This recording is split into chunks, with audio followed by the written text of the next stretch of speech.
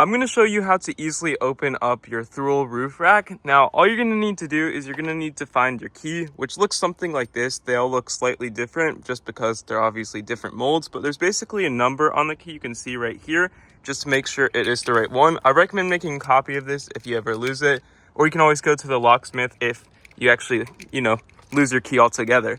But all you need to do to open it is you can actually see right here on the very top, you can actually just open it up by putting the key inside like so and simply twisting. Make sure your key's the right way. If it is the wrong way, like the wrong side way, you basically want to flip it upside down and really give it a shove to actually make sure that it fits in there. In doing so, you can easily see it'll twist like so and allow your roof rack to open.